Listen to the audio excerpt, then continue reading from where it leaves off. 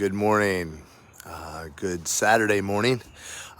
So grateful to all of you all who jumped on with us for the prayer service last night. Urgent. If you weren't aware, last night was huge. Russia was making a determined push for Kyiv last night. And across the board, and they were pushed back. Praise God, unbelievably. You may not understand how absolutely out of keeping with the expectation of the military intelligence and CIA world this is. Everybody expected, Putin expected to roll up Kyiv within a day and a half. And he did not expect the resistance that they're facing right now. We've gotten a report from Dnipro in the south. Just amazing. We were praying that the enemy would be confounded, very much like 2 Kings 6, where the enemy was blinded. Well, guess what? A huge fog rolled in.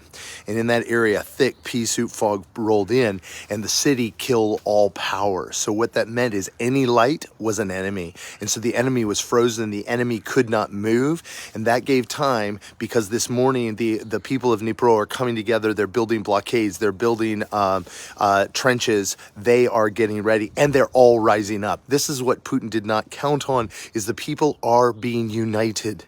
They're not being divided. They're being united and against the invader. And that's another piece of it, is that the people in are not understanding. In the Russian army is there, but they don't know why. In war, troop morale is essential. They have to believe in what they're fighting for, or it's not going to end well. And the reality is, they don't understand. It's hard for maybe to understand, but Russians and Ukrainians view each other as brothers and sisters. Many of them have families that cross the border, and what they're finding out is the troops don't know why they're there. They're fundamentally, and as the troops become aware, they have a problem. Putin could keep the charade up for a little bit of time, a couple days with his troops, but he can't keep it up. They're in trouble. A sign of this trouble, this is amazing. He reached out to Kazakhstan asking for troops. They have a mutual aggression pact, them with Belarus, and guess what? Kazakhstan said no, even though Russia, less than half a year ago, sent troops to back up Kazakhstan when they were in the middle of a revolt. So listen, this is huge. The fact that he's begging for troops and he's not being given them, that's nuts. There are, again, it's unbelievably, it's incredible that they weren't able to make progress in taking Kyiv. But there are other good signs on the international front. The countries are trying to find more and more ways, apart from conflict, to get involved. They have ratcheted up sanctions directly on Putin, and the final, which is the nuclear option, is denying full SWIFT bank access to Russia. And that means Russia is 100% cut off from the world, except for China and some of the, like Iran. As on an economic level, that's really the nuclear option financially. And so they're moving it up. They're pushing through packages to send more aid and help to Ukraine. What's happened is most nations didn't want to back Ukraine in an unwinnable war, but they're starting to see that, at the very least, the optics of a Ukrainian devastation is worse, let alone that Ukraine might win. And so people are starting to come around to Ukraine's side. Now, here's the issue is that Putin has to get something. And so he's starting to dig in his teeth, and you don't want to bear cornered. So in the night, they had an amphibious landing at Mariupol, because it's obvious that he's trying to build some sort of a bridge between Crimea and the Donbass region, taking the southern corner of Ukraine.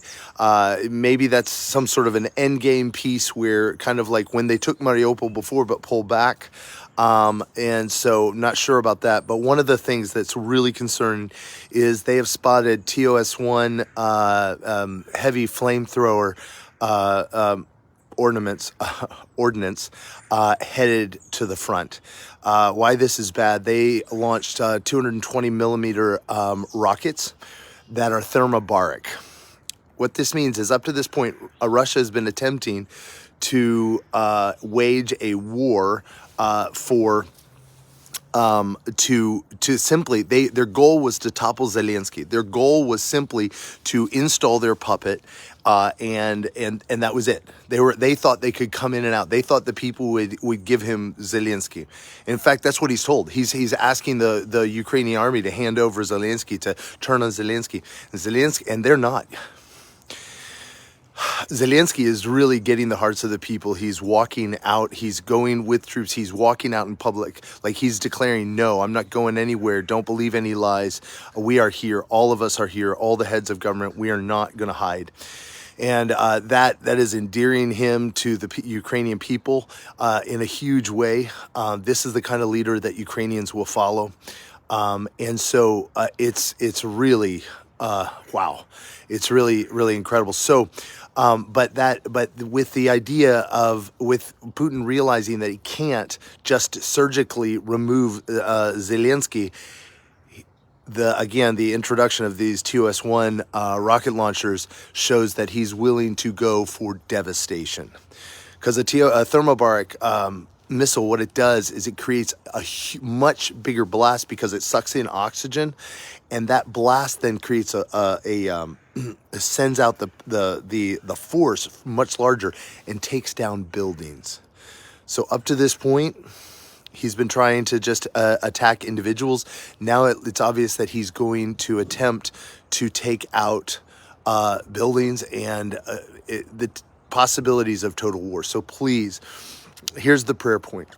Prayer point is continue to pray for the people of Ukraine, that they would be united, they would be strengthened, they'd be encouraged, they'd be protected, right? That families would stay united, children would not be lost, children would not be traumatized, right? Please be praying for that. One of the miracles we were praying last night, Masha was praying for, is there be enough blood. Well, guess what? People are giving blood by droves. And so the blood banks are filling up, that medical care would get exactly where it's needed, both for civilians and for military. Pray for the Ukrainian military to have supernatural intelligence, to know exactly where to be when, know exactly where the threat's coming from and what they need to stop it. Supernatural ability, because they've armed so many people who have zero training, but they have passion, right? That there would be no friendly fire incidences, that all the fire would be directed against the Russian army. But here, pray that the eyes of the Russian army would be open, that there would be mass defections, there would be mass refusal to fight. Pray that those who have been using drugs and alcohol to be able to keep fighting against this. You can't imagine how hard it is on a person when they start to realize what they've been doing is horror, that they've been lied to. Pray that they would be instantly sobered up and they would face the truth. That those soldiers would quit fighting. Pray that horrible weapons can't get to the front. Pray that continued things like Kazakhstan refusing to partner with them would continue to happen. Pray that every group. So when they were in the United Nations, they voted to censure the war. Censure the war. China, India, and UAE abstained. Listen, we're praying that all people would turn their back on Russia right now.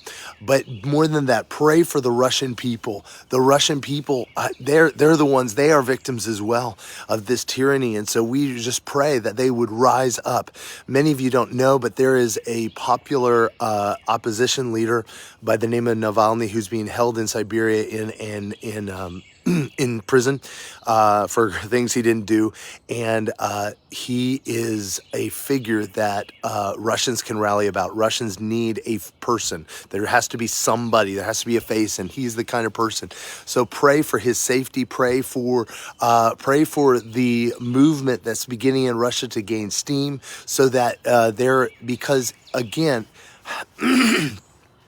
Every former Soviet republic is struggling, except for the Baltics, but they're threatened. But all but the Baltics, they are all suffering from the after effects of the Soviet Union, and all of them we're believing for breakthrough. Again, we say over and over again, God doesn't waste anything. So we're asking that all the horror of this would be turned towards massive revival, massive openness to the gospel, massive societal shift for all these countries that are still mired in totalitarianism and corruption. And we're believing for just breakthrough upon breakthrough. Man, so love all your comments, love all your engagement. I will try to keep you up to date. We have not heard from the folks we have in the Kyiv area. As I mentioned, we have family in downtown Kyiv, almost within sight of the Maidan, the main square there. We have family in Ukraine and family in Russia. And then we're talking with pastors throughout Ukraine. So please continue to pray. Please begin to share these, to like them, do all that stuff to get them out. As there are things to share, I'll be jumping on here to let them know. If you've got questions you'd like to see, you can always put those in, and we'll keep you posted. But please, prayer changes everything. You don't understand how black last night was, how dark. There was no hope. I mean, Russia was going to bring the full might against Ukraine. It wasn't going to look good, and instead they held off. And I believe we're going to hear stories of miraculous intervention, miraculous intelligence as when things come out. But continue to. Oh, that's another thing. They expected the Ukrainian Air Force to crumble, and they've held their own. That's supernatural. You don't understand. Russian Air Force is second only to the American Air Force, and the Ukrainian Air Force. If Russia had gained air dominance, it would have been game over. They would have just dropped the equivalent of the SEALs straight into the capital. So praise God. Continue to pray. Your prayers matter. Love you all. Take care.